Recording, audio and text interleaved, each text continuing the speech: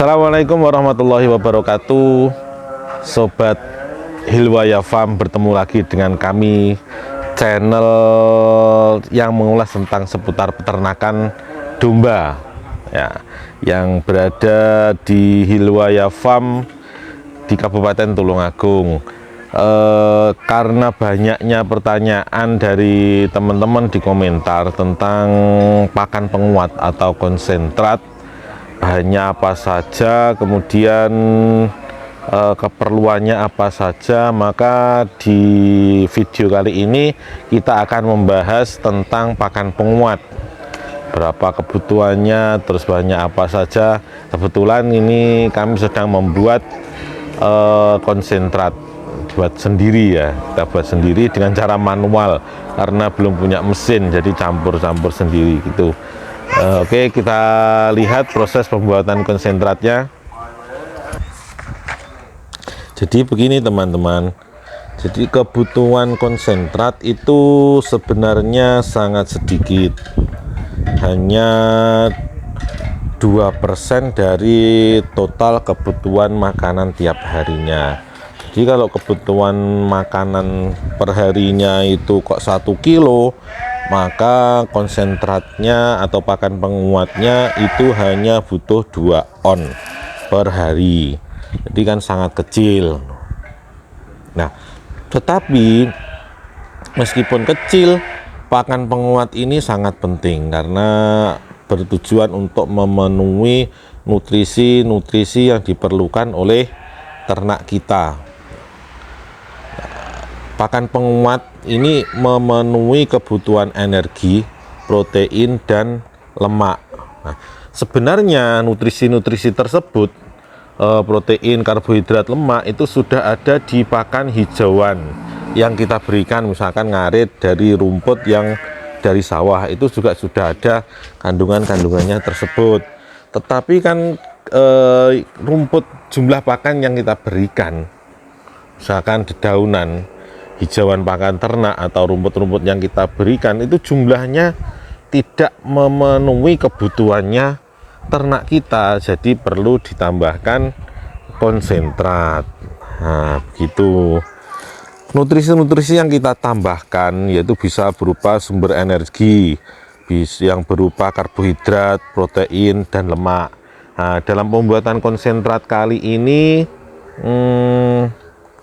bahan-bahan itu yang banyak mengandung karbo dan energi itu kami mengambilkannya dari tepung gaplek, begatul, polar, kulit gandum, CGF. CGF itu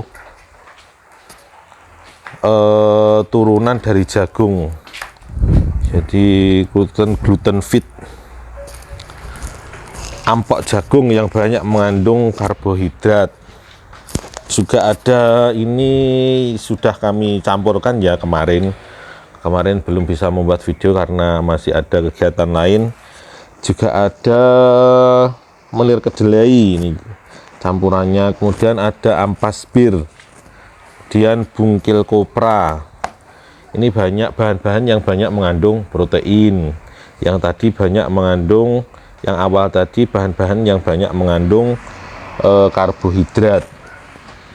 Kemudian ada lagi bahan-bahan yang banyak mengandung lemak, misalkan kulit kopi. Kulit kopi itu selain banyak mengandung lemak, itu juga untuk meningkatkan palabilitas atau tingkat kesukaan ternak. Nah, selain kulit kopi, kita juga tambahkan garam dalam jumlah yang sangat sedikit. Fungsinya apa?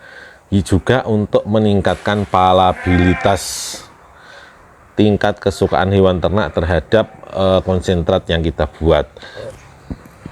Karena sebaik apapun nutrisi yang terkandung dalam konsentrat, kalau ternak kita tidak suka, ya tidak dimakan, artinya ya tetap tidak memenuhi kebutuhan hewan ternak kita karena kan tidak dimakan. Jadi salah satu syarat konsentrat yang mau kita berikan itu adalah palabilitasnya atau tingkat kesukaan ternak terhadap bahan tersebut itu sangat tinggi. Nah, teman-teman semua, jika ingin membuat konsentrat itu tidak usah meniru persis dari bahan-bahan yang di kandang orang lain. Misalkan di kandang ini, misalkan saya pakai bahan-bahan tersebut, itu tidak harus jenengan itu bahannya persis seperti itu. Nah, cukup jenengan cari bahan-bahan yang saya sebutkan tadi kandungannya apa saja. Misalkan karbohidratnya, karbonnya berapa persen, protein kasarnya berapa persen, abunya berapa persen, dan lemaknya berapa persen, seratnya berapa persen, dan seterusnya. Nah, itu nanti di persentase.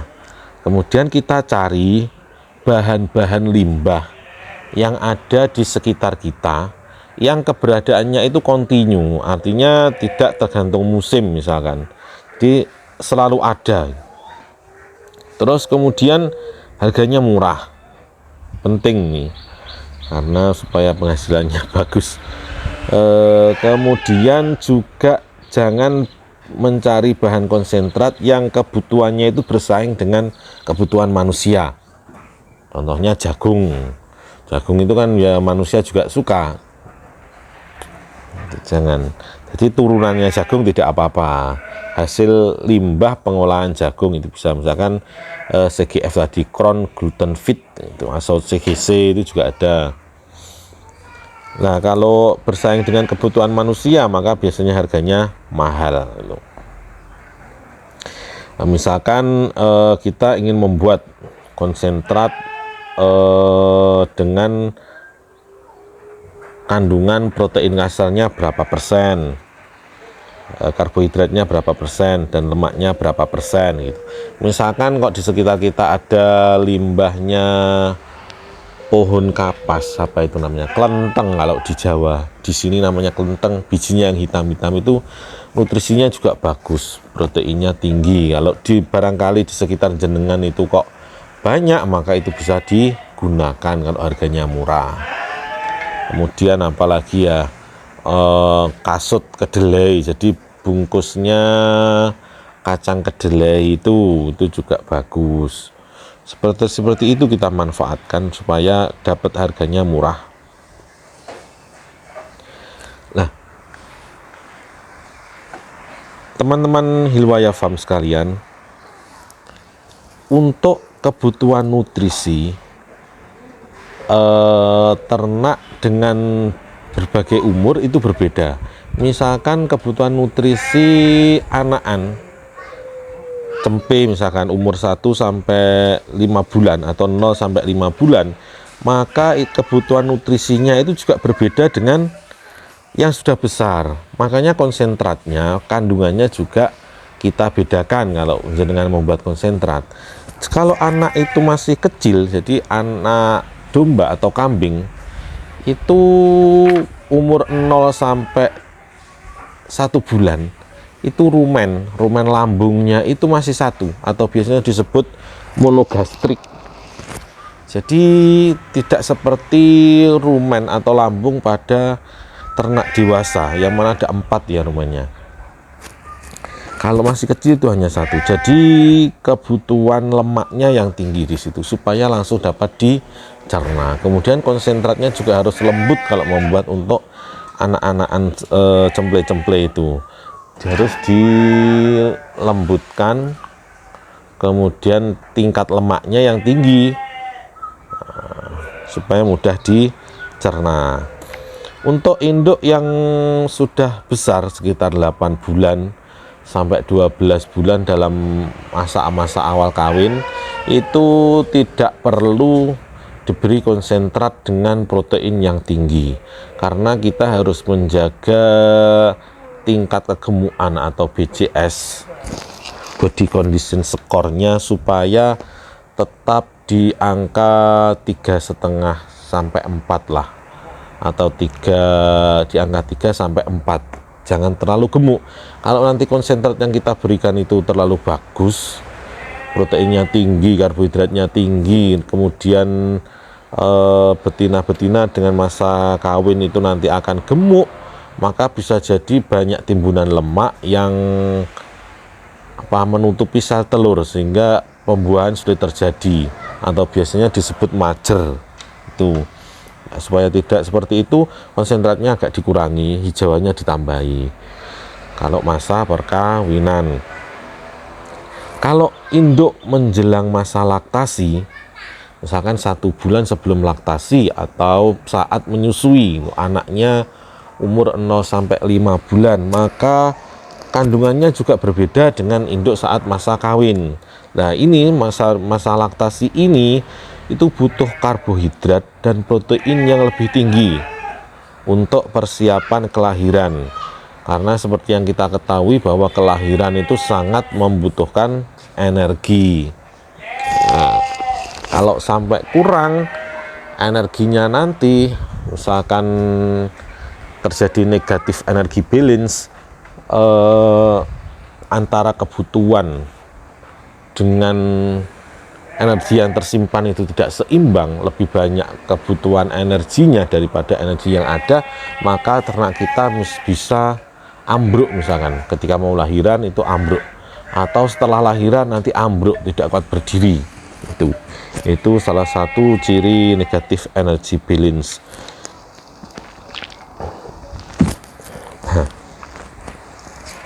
Kemudian teman-teman Hilwaya Farm sekalian, apapun konsentratnya, sebaiknya bahan-bahan yang kita pakai itu tidak ada bahan yang mengandung anti nutrisi atau mengandung toksin. Karena jika ada bahan-bahan yang kita gunakan itu mengandung zat anti nutrisi, maka bisa menghilangkan kandungan nutrisi zat lain yang ada. Dan juga konsentrat itu seperti yang sudah saya sebutkan tadi, harus mempunyai palatabilitas yang tinggi atau sangat disukai ternak. Nah, bagaimana cara meningkatkan palatabilitas pakan? Jadi ternak kita itu ternyata menilai sebuah makanan itu enak atau tidak itu pertama dari indera penciumannya, dari baunya. Baunya mengundang selera atau tidak. Nah, makanya banyak yang produsen-produsen konsentrat itu menambahkan flavor di konsentratnya supaya ya lebih disukai ternak itu. Kemudian saat membuat konsentrat sebaiknya kita harus menambahkan suplemen seperti yang sedang kami lakukan ini adalah penambahan suplemen. Fungsinya untuk meningkatkan kandungan nutrisi, juga untuk memenuhi kebutuhan mikronutriennya, misalkan kebutuhan mineral, vitamin, dan asam aminonya itu dipenuhi dari premix ya. Ini kami menggunakan premix atau suplemen makanannya. Nah, ini premix ini memang kebutuhan ternak terhadap premix itu kecil, tetapi ini sangat penting. Nah, premix yang bagus itu juga mengandung antibiotik, probiotik, pemicu hormon, enzim, dan growth promoter supaya ternak kita itu pertumbuhannya bagus gitu. Kebutuhan premix ini sangat kecil, misalkan kita membuat ini pakan 3 ton, kita hanya mencampurkan 15 kilo premix. Memang kadang kebutuhannya hanya 1 kilo premix itu bisa dicampur 200 kg bahan yang lain. Itu jadi 1:200. Kalau ternak-ternak kita kekurangan bahan-bahan suplemen ini, kekurangan mineral misalkan, kekurangan vitamin dan lain-lain, itu bisa menimbulkan penyakit-penyakit yang bergejala maupun yang subklinis atau tidak bergejala. Misalnya tiba-tiba ambruk yang saya ceritakan di awal, atau istilahnya dower. Dower itu ambruk menjelang laktasi atau setelah laktasi, itu salah satunya. Terus kemudian pertumbuhan cemplenya sangat lambat, atau induknya susunya sangat sedikit, jadi susu yang keluar itu sangat sedikit sehingga tidak memenuhi kebutuhan anaknya, atau malah bisa jadi cempe yang lahir dengan bulu yang agak gundul, itu tidak begitu ada bulunya. Itu juga salah satu ciri-ciri bahwa induknya itu kekurangan mineral-mineral yang dibutuhkan oleh ternak itu. Ya bisa kita berikan mineral blok juga, tapi kalau premix ini kandungannya lebih banyak dan pasti dimakan karena dicampurkan di pakan. Kalau mineral blok itu juga perlu, kami juga menggunakan, tapi kadang ada beberapa ternak yang tidak mau menjilatinya.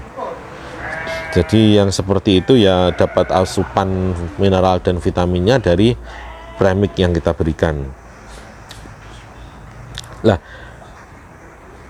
teman-teman sekalian, premix atau apapun ya, itu kalau berlebihan itu juga tidak bagus.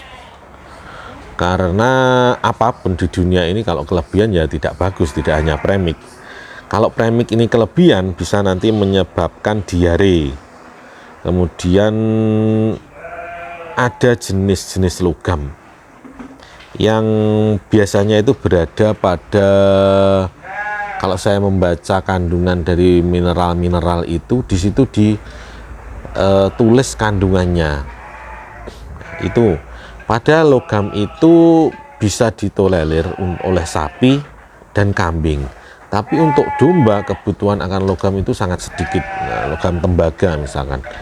Nah, itu harus hati-hati. Kalau misalkan kandungan tembaganya ini terlalu tinggi, sedangkan ternak jenengan itu berupa domba, maka sebaiknya gunakan premix-premix yang lain, yang kecil kandungan tembaganya itu.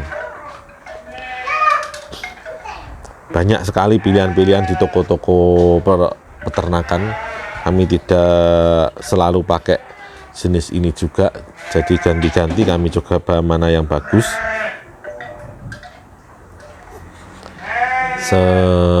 Teman-teman Hilwaya Farm itu untuk pembuatan pakan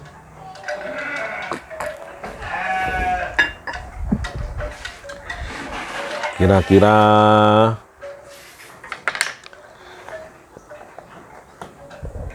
mulai difikirkan apa yang bahan-bahan yang bisa dibuat untuk pakan di daerah jenengan semua. Dan harusnya begini, kalau ternak penjenengan itu masih di bawah, di sekitar 30-an lah, itu membuat konsentrat sendiri di rumah itu akan menambah biaya, modalnya nanti lebih besar karena kita beli bahan-bahan konsentrat itu kan harus dalam volume yang besar supaya harganya dapat murah. Tuh, kalau volumenya kecil ya nanti dapatnya harga ya mahal, artinya mending beli kalau seperti itu.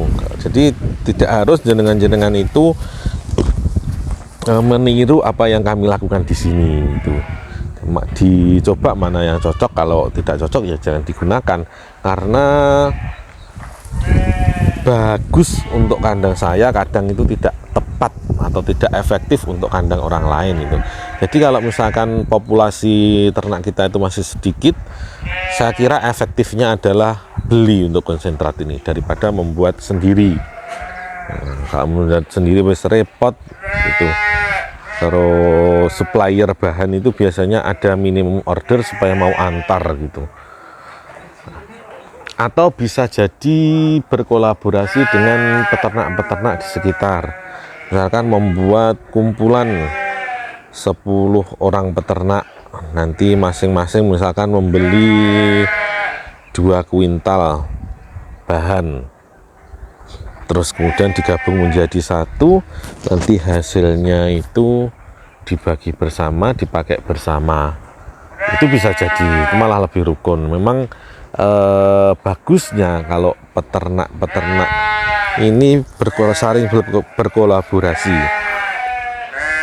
Jadi beli pakan itu nanti dapatnya murah. Beli konsentrat, misalkan konsentrat jadi pun beli dengan volume yang lebih banyak, nanti harganya kan bisa dinego. Nah, belinya harus bersama-sama ini supaya dapatnya murah. Bikin semacam komunitas atau apa ya, atau koperasi ya, bukan koperasi. Kalau koperasi cenderung ke uang, pokoknya kita belanja bersama-sama lah. Komunitas ternak misalkan RT 9, kita belanja bahan pakan bersama-sama supaya dapatnya lebih murah, itu kan sama-sama menguntungkan. Kemudian antar peternak di daerah itu juga terjalin kerukunan, itu lebih bagus menurut kami. Bisa juga dipraktekkan untuk misalkan untuk beli pejantan super, karena kalau beli sendiri itu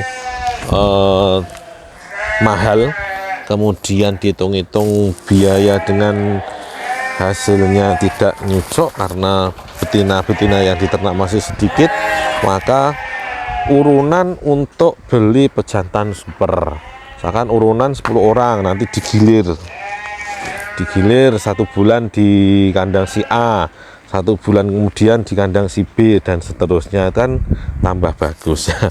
Ini sampai mana-mana ini. Oke. Sobat Hilwaya Farm yang berbahagia, kiranya sampai sini apa yang kami sampaikan tentang konsentrat. Terima kasih. Assalamualaikum warahmatullahi wabarakatuh.